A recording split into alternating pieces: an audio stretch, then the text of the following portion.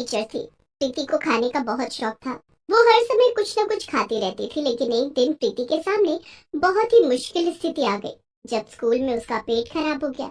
रोज की तरह प्रीति अपने हैंडबैग के साथ साथ 5 किलो का झोला लेकर ऑटो से स्कूल पहुंची। ऑटो से उतरते समय प्रीति अपना झोला वहीं भूल गई। प्रीति ऑटो वाले को पैसे देकर जाने ही वाली थी कि ऑटो वाले की नजर उसके झोले पर पड़ गई। उस ऑटो वाले ने झोला हाथ में उठा लिया। अरे बाप रे, न जाने इस झोले में क्या है, बहुत भारी है। मैडम जी को आवाज लगाता हूँ। ऑटो वाले ने प्रीति को आवाज लगाई। अरे मैडम जी, आपका झोला छूट गया। ऑटो वाले की आवाज सुनकर प्रीति दौड़ी दौड़ी वापस आई और ऑटो वाले के हाथ से झोला लेते हुए बोली, थैंक यू भैया, तुमने मेरा झोला दे दिया, वरना आज तो मुझे भूखा ही रहना पड़ता। मैडम जी, इस झोले में क्या है, बहुत भारी है। भारी? नहीं भैया, मुझे तो ये झोला बिल्कुल भी भारी नहीं लग रहा है। कोई बात नहीं, अच्छा मैं चलता हूँ। प्रीति अपना भारी भरकम झोला लेकर स्कूल के अंदर आ गई। प्रीति को देखते ही दूसरे टीचर और बच्चों में कानाफूसी होने लगती थी। मैथ्स की टीचर शिवानी ने हिंदी की टीचर कल्पना को इशारे से अपने पास बुलाया। बोलो शिवानी, क्या बात है? तूने प्रीति को देखा? आज भी झोला भर के खाना लाई है। हाँ यार, सारा दिन क्लास में और कॉमन रूम में बैठकर खाती रहती है। पता नहीं बच्चों को क्या सिखाती होगी, अपनी तरह खाना सिखाती होगी।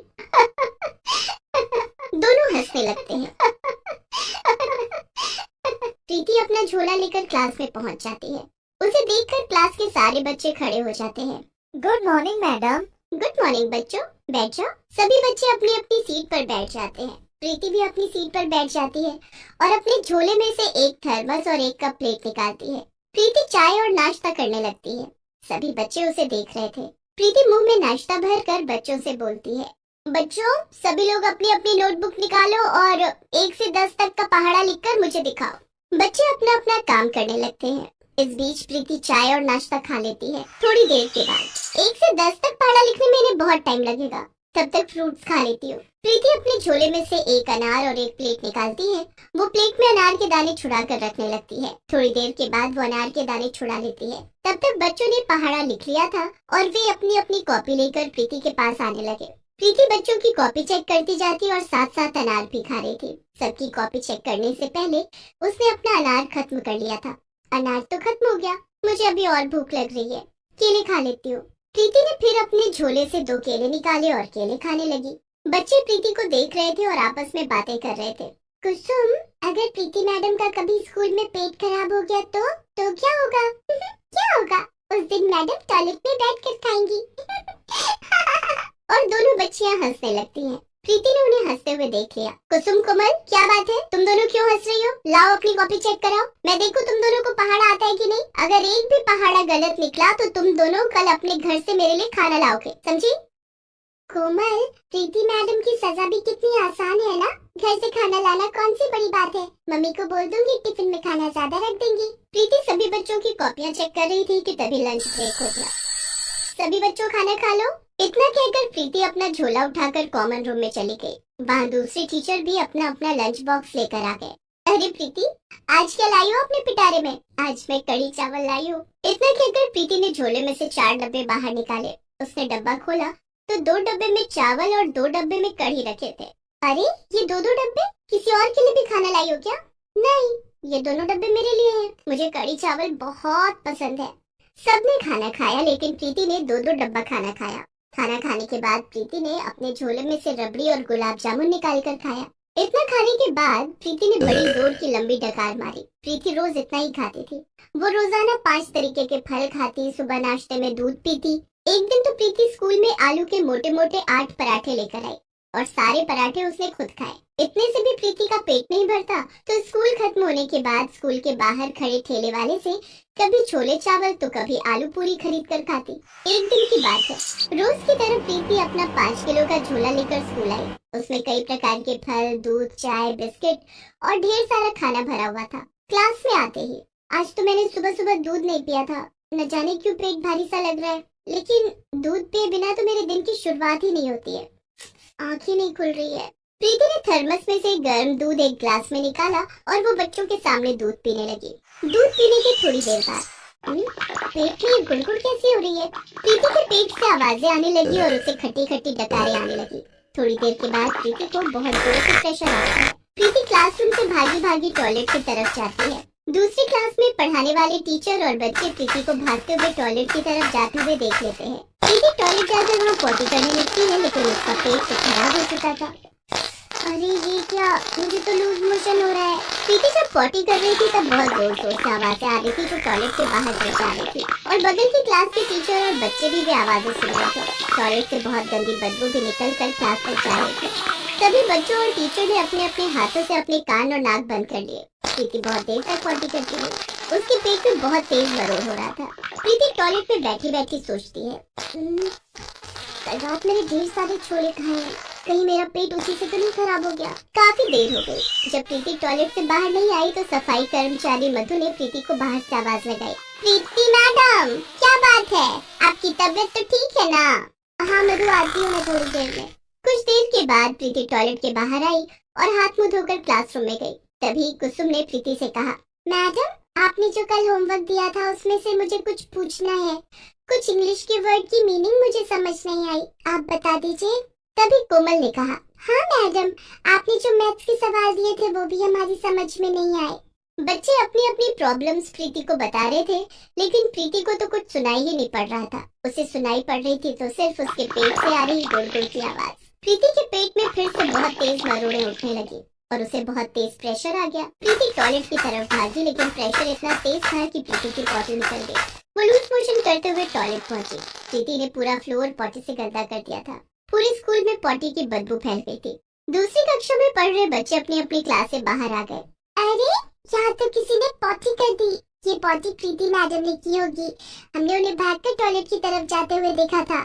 इधर प्रीति टॉयलेट में थी और उसे लगातार लूज मोशन हो रहा था। वो टॉयलेट से उठ ही नहीं पा रही थी। जैसे ही वो उठकर हाथ धोती उसे फिर से टॉयलेट लग जाता। इधर गंदगी और बदबू से परेशान होकर स्कूल के सभी टीचर और बच्चे स्कूल छोड़कर बाहर खड़े हो जाते हैं। बात प्रिंसिपल मैडम तक पहुंच जाती है। ये किसकी करतूत है? किसने पूरे स्कूल को गंदा किया है? और किसकी करतूत होगी? उसी की जो रोज झोले में 5 किलो खाना लेकर आती है। इतना खाएगी तो पेट खराब होगा ही। अब हमारा जीना दूभर कर दिया है। स्कूल में 1 मिनट भी रुका नहीं जा रहा। प्रिंसिपल मैडम ने मधु को बुलवाकर पूरे स्कूल में साफ सफाई करवाई। प्रीति कहाँ है? मैडम जी, वो तो टॉयलेट में है, जाओ उसे बुला कर लाओ। मधु प्रीति को बुलाने के लिए टॉयलेट में जाती है, लेकिन प्रीति तो लूज मोशन से पस्त होकर चक्कर खाकर जमीन पर गिर पड़ी थी। मधु ने बाहर आकर ये बात प्रिंसिपल मैडम को बताई। प्रिंसिपल मैडम ने स्कूल प्रशासन की मदद से प्रीति को बेहोशी की हालत में अस्पताल भिजवाया, जहां डॉक्टरों ने प्रीति को एडमिट कर लिया। बार बार लूज मोशन होने के कारण इन्हें डिहाइड्रेशन हो गया। इन्हें सलाइन के जरिए एंटीबायोटिक दवाइयाँ चढ़ानी पड़ेंगी। अस्पताल में भी प्रीति को लगातार लूज मोशन होता ही जा रहा था। अस्पताल के बेड के गद्दे, चादर सब खराब हो गए। डॉक्टर ने सलाइन के जरिए प्रीति को दवाइयाँ चढ़ाई। कुछ देर बाद प्रीति का लूज मोशन बंद हो गया। उसकी तबीयत में कुछ सुधार आ गया, जिसके बाद उसे होश आया। प्रीति ने आंखें खोली तो उसके सामने डॉक्टर, नर्स, प्रिंसिपल मैडम, दूसरे टीचर और स्कूल के बच्चे खड़े थे। प्रीति उन सबको देखकर बहुत शर्मिंदा हुई। तभी डॉक्टर ने प्रीति से कहा, प्रीति जी, आपको कुछ दिनों तक लिक्विड डाइट पर रहना होगा। उसके बाद भी आपको अपने खाने पीने पर काफी कंट्रोल करने की जरूरत है, क्योंकि ओवर ईटिंग के कारण आपका पेट खराब हो गया। अगर आपने अपने खाने पर कंट्रोल नहीं किया तो आपके इंटेस्टाइन पर बहुत बैड इफेक्ट पड़ेगा। डॉक्टर साहब, अब मैं बहुत लिमिटेड खाना खाऊंगी और बहुत हल्का खाना खाऊंगी। मेरी वजह से आज पूरे स्कूल को परेशानी हुई है, इसलिए मैं वादा करती हूँ कि अब मैं खाना उतना ही खाऊंगी जितने की जरूरत हो। उसके बाद प्रीति ने प्रिंसिपल मैडम, स्कूल की सभी टीचर और बच्चों से माफी मांगते हुए कहा, मैडम, मेरी वजह से आप सभी को परेशानी हुई है। हो सके तो आप सभी मुझे माफ कर दें। मैंने कभी बच्चों की पढ़ाई पर ध्यान नहीं दिया। मेरा ध्यान हमेशा खाने पर ही रहता था, जिसके कारण आज मुझे अस्पताल आना पड़ा। कोई बात नहीं प्रीति, तुम्हें अपनी गलती का एहसास हो गया, इतना काफी है। हमें उम्मीद है कि अब तुम अपनी सेहत पर ध्यान दोगी, क्योंकि सेहत ज्यादा खाने से नहीं बनती है। हमें उतना ही खाना चाहिए जितना हमारे शरीर को जरूरत हो।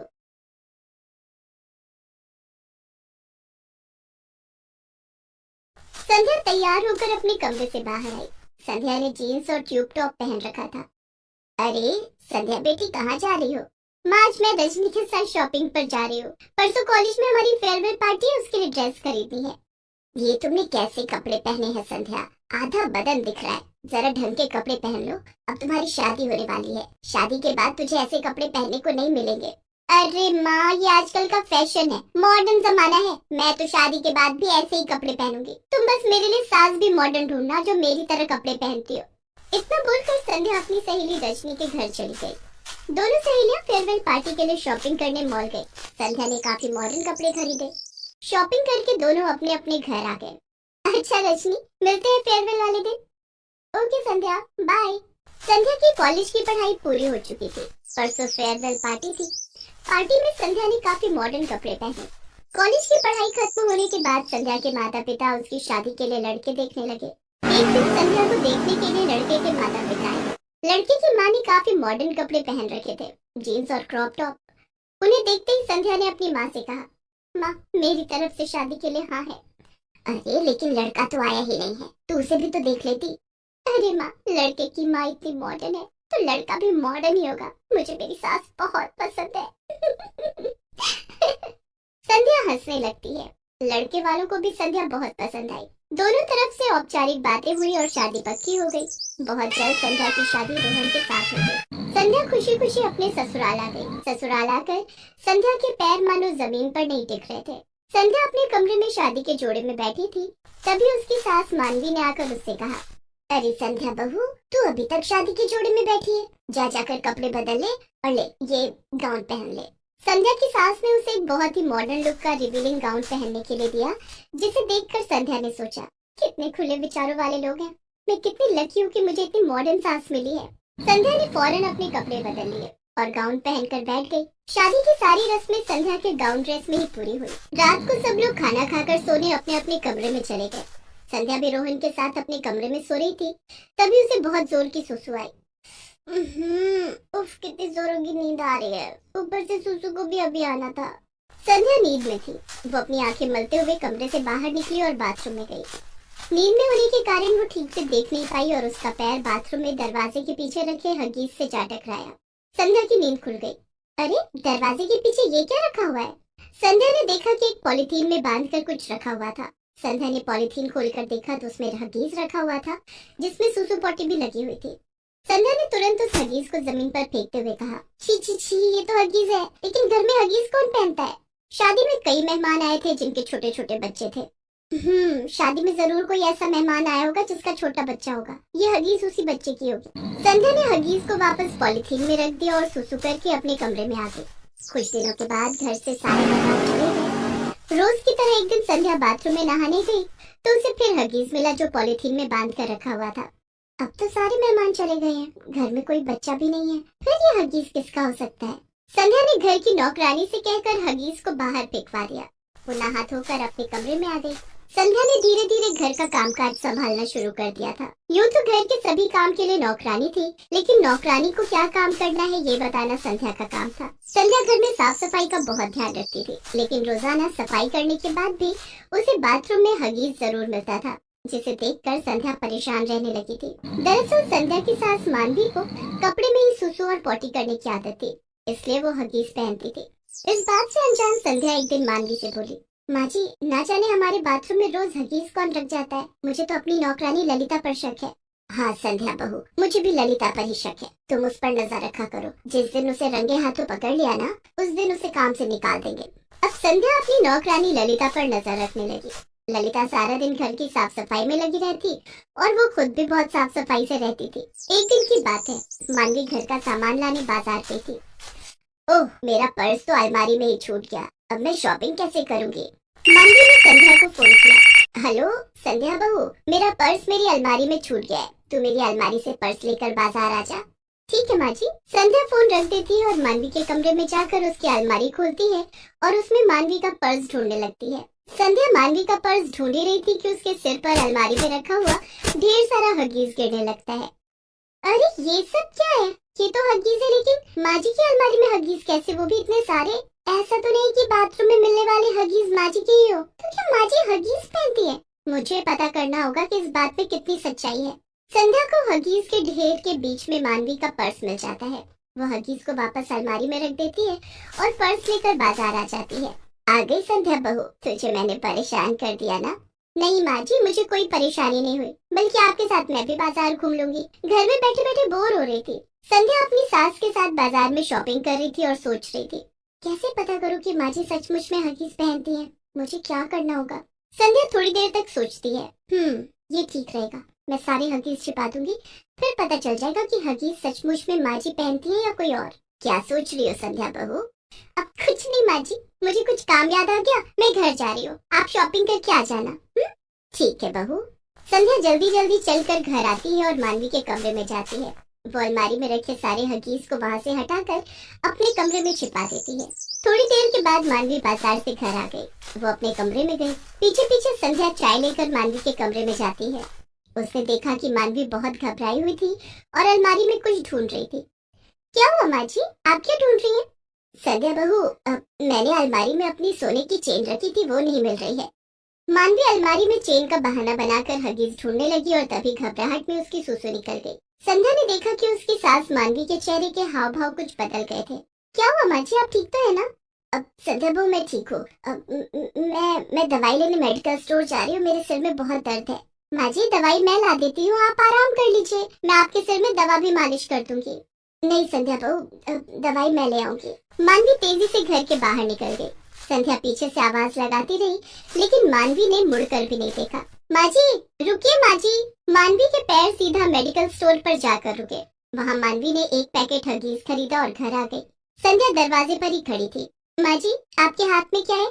सर दर्द की दवाई। इतने बड़े पैकेट में सर दर्द की दवाई, ये कैसी दवाई है, जरा मुझे भी दिखाइए। संध्या बहू, ये मेरे सर दर्द की स्पेशल दवाई है। डॉक्टर ने बताया था कि इसे खाने से मेरे सर का दर्द गायब हो जाता है। मानवी जल्दी से एक हगीज लेकर बाथरूम में जाती है और अपनी पुरानी हगीज चेंज करके बाहर आती है। अब जाकर राहत मिली। माँ जी लाइए, मैं आपके सिर में दवा मालिश कर दूं? नहीं संध्या बहू, मेरे सर का दर्द ठीक हो गया है। संध्या मन ही मन सोचती है, वो तो मैं समझ रही हूँ कि आपके सर का दर्द कैसे ठीक हुआ। आपको तो रंगे हाथों पकड़ूंगी। दूसरे दिन संध्या सुबह सोकर नहीं उठी। रोहन ने उसे जगाने की खूब कोशिश की।